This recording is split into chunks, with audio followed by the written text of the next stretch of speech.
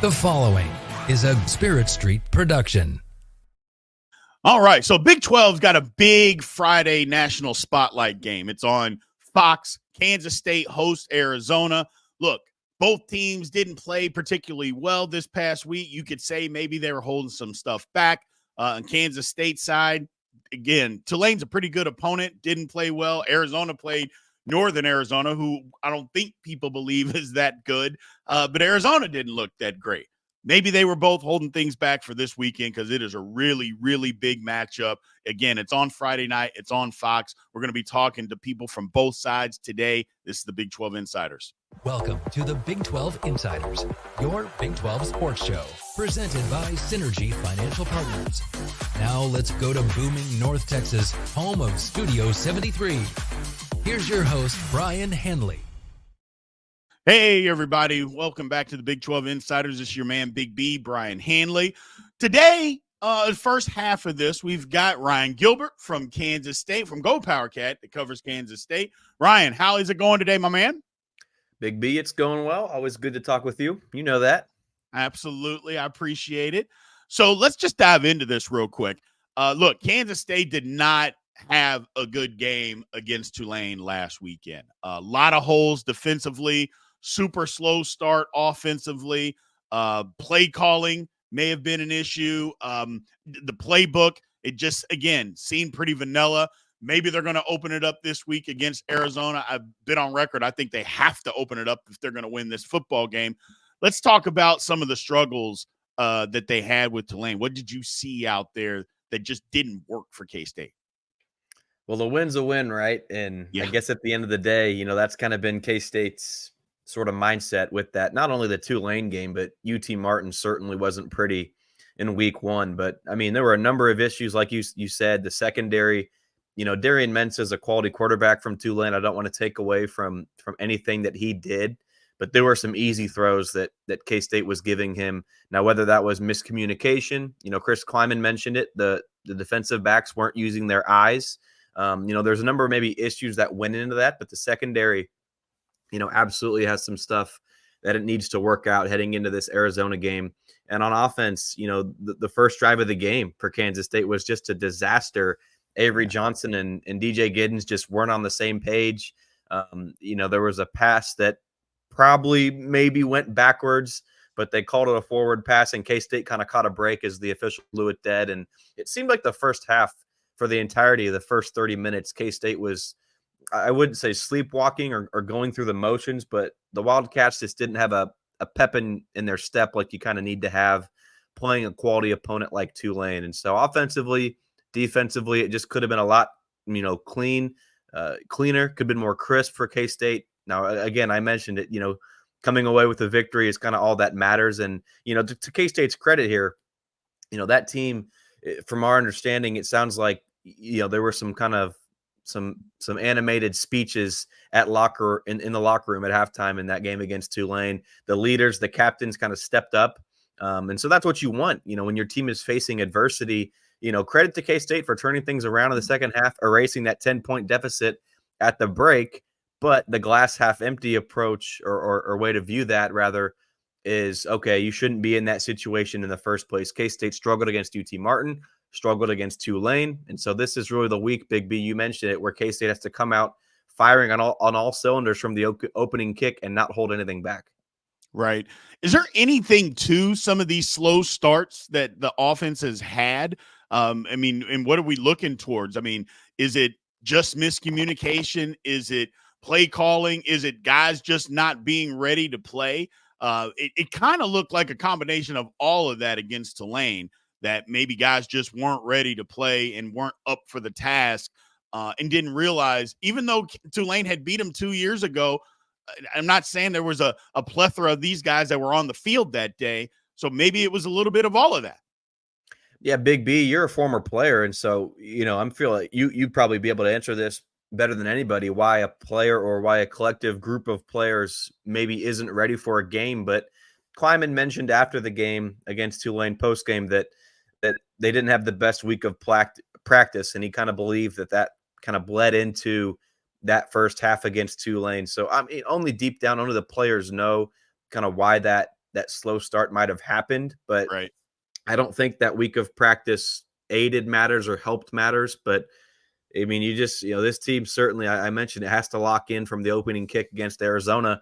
But on the flip side of that, I know you'll touch on Arizona, other times in the show, but with Arizona, certainly it seems like has kind of had the same issues as K-State has had with struggling against teams that maybe you shouldn't struggle against. And so, Big B, like I said, you might be able to answer it better because I've never put on a helmet and played a college game in my life, but it seems like the practice would probably be the best answer to why K-State struggled early on.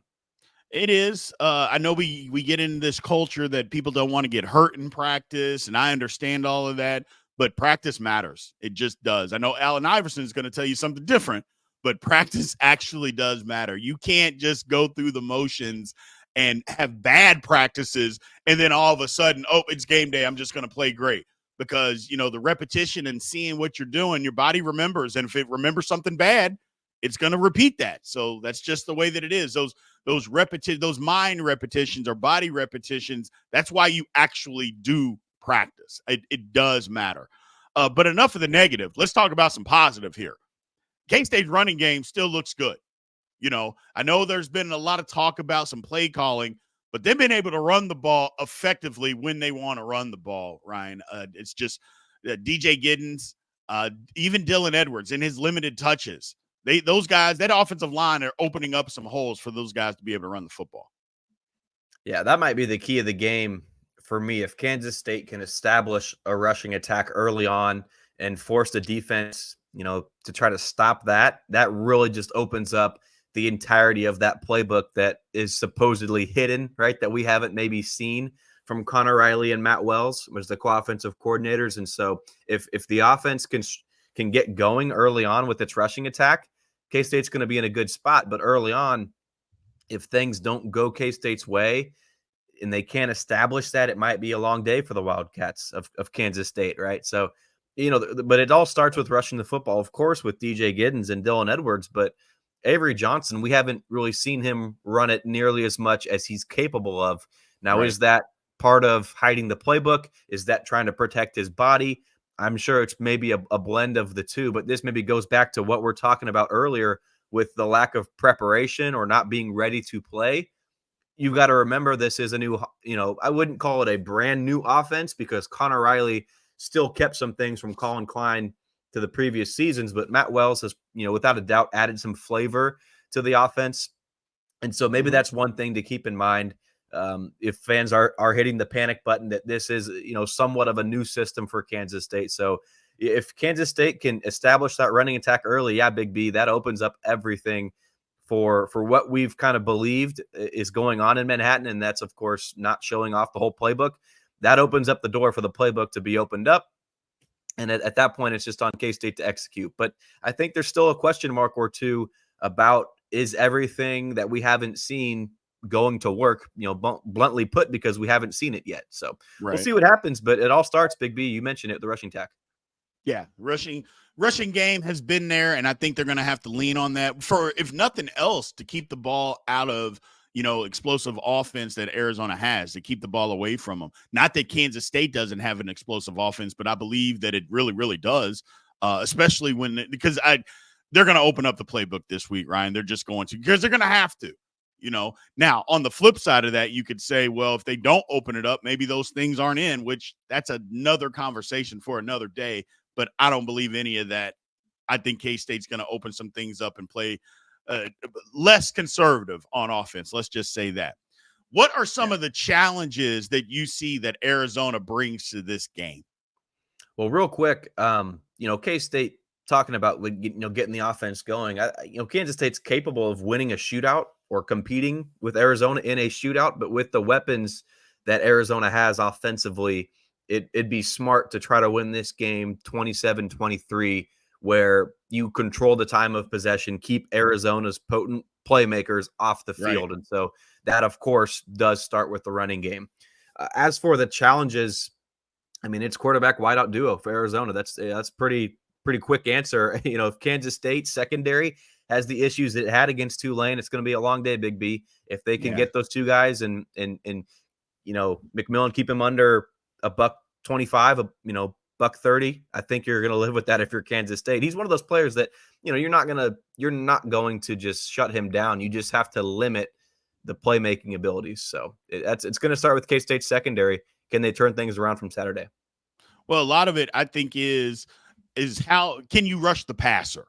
That's the one thing. Fafita can get outside the pocket. He can move. So you got to, number one, if you're going to rush the passer, you got to get him on the ground. And rushing the passer, we saw last week, Kansas State blitzed a lot. I don't think this is the team that you want to just commit that many guys to the line of scrimmage and then leave your back end, that bare. I don't think you want to do that. I think it needs to be the guys up front are going to have to get after Arizona and attack. And maybe not with the 3-man line. I don't like the 3-man line that often, especially trying to rush the passer. Get 4 guys after him and then get him on the ground. That would be the thing that I would say to try to limit some of that. Having said all that, last question here for you, Ryan. How does K-State win? Establish that rushing attack, Big B, and also just play smart, play crisp football, kind of like I mentioned. Kansas State probably won that game against Tulane because of the Austin Romaine strip and the Jack Fabis return on that scoop and score for the fumble, right? That was the difference maker in that game. Tulane had a chance to go down and tie it towards the end, and actually did for momentarily before it got called back from a penalty. But of course, VJ Payne comes up with the pick. If K-State doesn't have those plays on defense, Big B, there is 100% a legitimate argument to be made that K-State does not win that game. So if K-State comes out and plays clean and crisp, you probably don't have to have those turnovers on defense. But if Kansas State struggles the way that it has its first 2 games of the season, you have to get a big play in special teams. You have to get a turnover on defense. You have to create some extra way to give yourself an edge. So I'm not saying K-State has to play perfect by any means, but you can't have these mental mistakes. You can't have these, sloppiness, errors that we've seen the first 2 games for the Wildcats. So, if Kansas State wants to win, there's kind of one of 2 ways you got to go. You got to play smart, or if you don't play smart, you have to make up for that in other ways. And I'm not sure what Arizona's thinking on that side, but I would assume it's probably much of the same. Whichever team can limit turnovers and play smart is probably going to come out on top. I know that's kind of cliche to say, but just don't lose this game. I'm not saying that Avery Johnson has to go out and throw for 300 yards or something, go crazy, have a Heisman type day. Just, don't be a facilitator of the offense, but let Dylan Edwards go do his magic. Let Jace Brown get open as a wideout. Find your guys. Sterling Lockett was wide open against Tulane, and Avery Johnson just sailed it over his head. Play smart. Let your playmakers make the play. Avery Johnson, I certainly you want to see him run the ball more. You want to see K-State use more of its offense, but play smart, play crisp, and let Arizona make the mistakes if you're Kansas State. That's an easy, simple way to win this game. Gotcha. Well, Ryan, we appreciate you giving us your time today, my man. Thank you as always. On the flip side of this, people, we will be right back as we bring Jason Scheer in to talk Arizona and some of their keys to win against Kansas State. We'll be right back.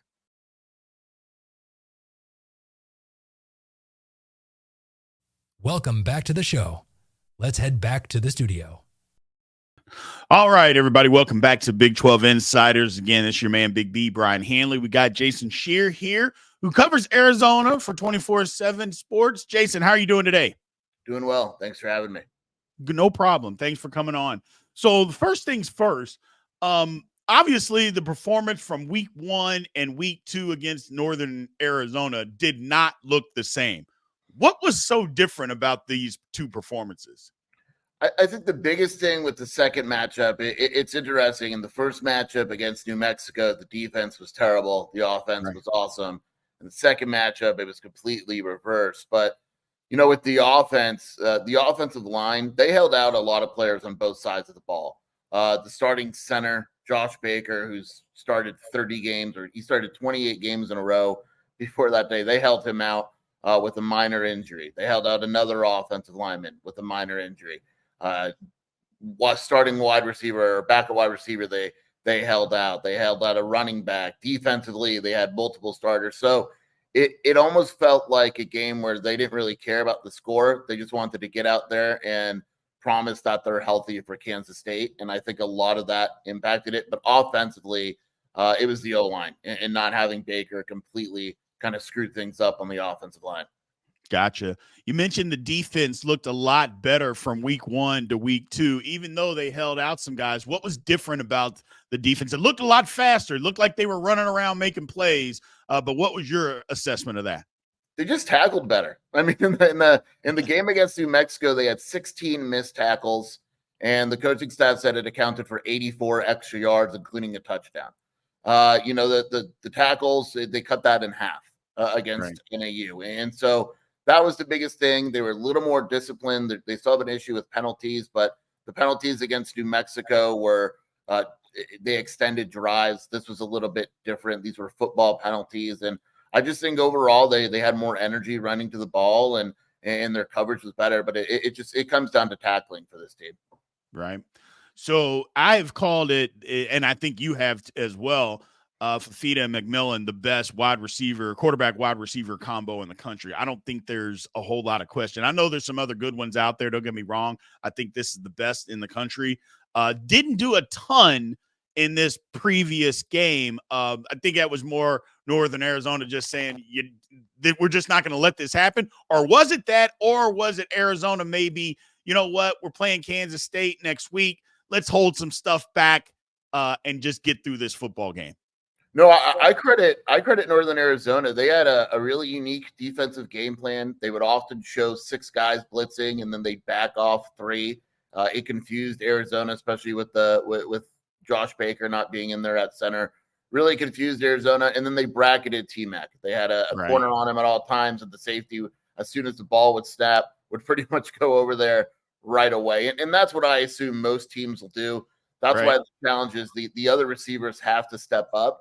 And the offense kind of sputtered against NAU, and that's going to be the case all year. They have to find ways to still get T-Mac open and the other receivers more involved, because I assume that every team is going to try to do what NAU did. Correct. And that leads me to the next question here. Yes, other receivers have to get involved. And look, good teams always find how to get their best players the football. It doesn't matter if they're triple teamed. They still find ways to get them the ball. Having said that, Arizona can run the football as well. And I think that has to be a bigger part. Now, it was a bigger part against Northern Arizona, but I think that's something, obviously, you get your offensive line back, but that can be something that Arizona can lean on as well, Jason, is just continuously run the football. If you want to send all this coverage, and especially a safety, over to McMillan, then we're just going to run the football at you. Yeah, and that's what wound up happening against NAU. Like, I'm sure they wanted the passing game to be better, but it wasn't, and they wound up running for 200 yards or so. And Quali Colley, the starting running back, has been great the first 2 games of the season. Last game, it was Kedrick Rossano, the transfer from Ole Miss, that had the big touchdown run, his first career touchdown. So, they're willing to run the ball. Ideally, they use the pass to open that up, but against NAU, they kind of switched the strategy, and they have a few good running backs. They're good enough to run that ball, and so it's going to be interesting to see what happens this weekend and how they approach that overall. But Babers, the offensive coordinator, is more of a guy that he's going to do whatever it takes to win. And against NAU, it wound up being the run game, and if it's the passing game and they got to throw 50 times, they'll do that too. Gotcha. Yeah, good to be versatile to be able to do that. Good to have the offensive talent to be able to do that. Tell me some of the things some of the challenges that Kansas State is going to bring. I mean, I think a lot of people saw the game. I shouldn't say a lot, but people saw the game against Tulane. Had some defensive secondary issues. They looked like Tulane was getting whatever they wanted going up and down the field. I don't know if it was just mental breakdowns. Maybe they're just not good, whatever the case may be, but what are some of the challenges that K-State is going to bring to Arizona? Yeah, that the secondary struggle, but that defensive line is really good. And those linebackers are good as well. And even though I expect Baker back, Arizona's still a little banged up on the offensive line, and they've had to move some things around. Their left tackle is injured. He's doubtful for this game, so they had to move the right tackle to left tackle and a guard to replace him. So even though I expect the offensive line to be better, it's still not Arizona's starting offensive line on Friday, most likely. And against Kansas State's defensive line, that's a very big concern. They got to be able to get the offense moving and sustain drives against that Kansas State defensive line and defense as a whole. They got to keep Noah Fafita upright.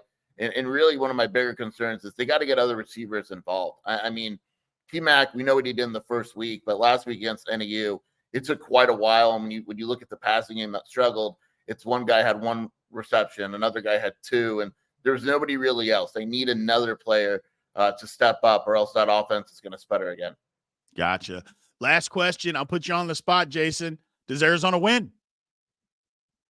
You know, it's funny because I would say Kansas State fans don't really like what they've seen the first 2 games. Right. and Arizona fans don't like what they've seen the first 2 games. And I think both fan bases are trying to figure out what their team is.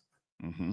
You know, if Arizona was at home, I'd feel better about picking them. But going on the road, short week, they're pretty banged up.